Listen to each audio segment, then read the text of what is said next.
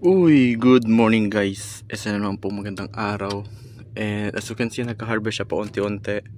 15 watts, time check 6:45 AM. 15 watts agad. And yes, yan is yung meron akong dalawang 100 watts na naka-series. Then naka-parallel siya sa dalawang 30 watts. So 60 plus 200, so 260. So ganun yung configuration ko ngayon. And babaguhin ko siya kasi meron akong bagong solar panel. I-install ko to ngayon. Yan siya. Hantek yung brand niya. And install ko siya sa Kisame ngayon. Sa bubong pala, joke lang. Yes, akit tayo doon. Uy, so ito na, nasa bubong na ako. And ito ang ating bagong solar panel.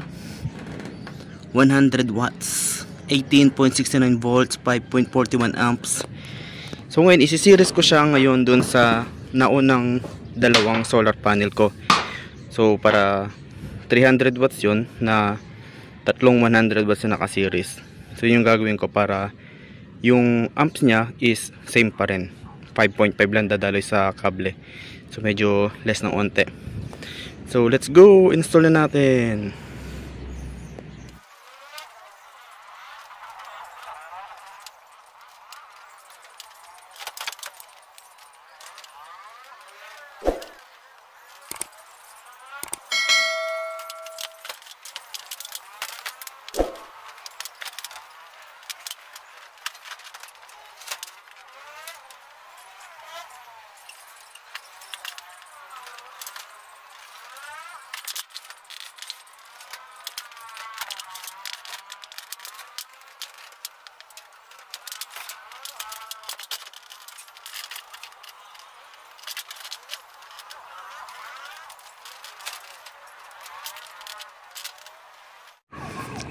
Okay, naikabit ko na aking tatlong panel.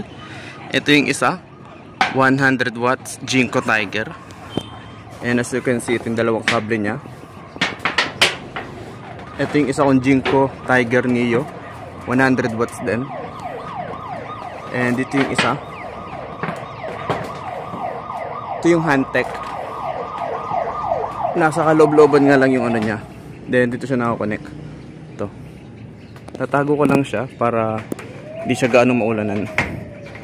Yan. Then check na natin sa baba kung anong itsura ng harvest ngayon. Let's go! Okay, naikabit ko na ang ating ikatlong 100 watts panel. So meron na lang ako ngayon sa taas ng panel na to is tatlong 100. Inalas ko yung dalawang 30. So makikita nyo, iba na yung volts nyo dito. 48, 49 na siya. Kanina nasa 30 something lang yun, diba? 28, 29, 30. Nagkabit tayo ng ikatlong panel, umakyat na siya ng 48. Mag-50 na rin siya. And tinan nyo yung kaibahan ng PWM sa MPPT. Dito, sa aking DC voltmeter, may kita nyo, baliktarin nyo lang muna saglit kasi baliktad pagkakabit ko. Meron siya ngayong 49 volts. So, ibig sabihin 49 volts yung dumadaan dito and meron lang siyang 6 watts. Pero, pag akit mo dito sa panel mo, ay sa controller mo, MPPT, 50 volts. Pero ang hinaharvest niya is 15 watts. So, dito, 6 lang. Dito, 15. So, bakit ganun magkaiba? Kasi po, MPPT siya. Ang battery lang nito is 24 volts. So pag magcha-charge siya, kailangan niya ng 26, 27, 28, ganun lang. Pero yung kinakarga mong volts is sobra-sobra, 50. So yung excessive volts na kinakarga mo sa kanya is i-convert niya into amps para mas malakas yung charging niya. Kaya siya umabot ngayon ng 15 watts. So dito 6, dito is 13. So yun yung lakas ng MPPT. Pansin nyo kanina, hindi naman siya ganyan mag-charge. So ginawa lang natin is siniris lang natin yung tatlo.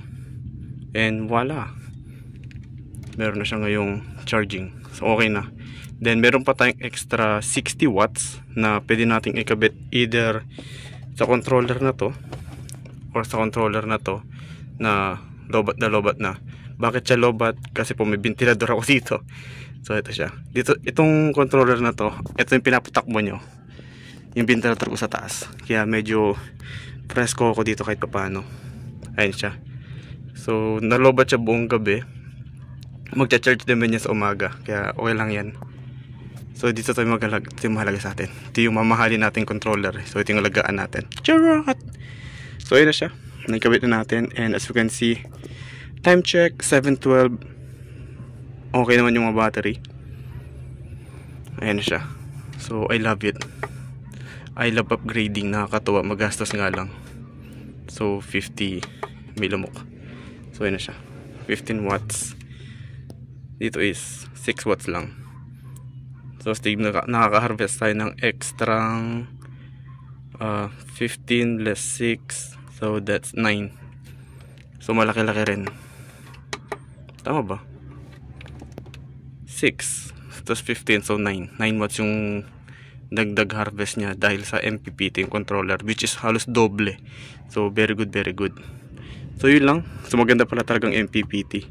Kung medyo high, medyo mataas na yung ano nyo, setup, okay na talaga siya.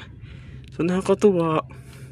Next talaga is setup na natin dito yung 60 watts na inalis natin, 230. Kukonect ko yung isang controller din dito.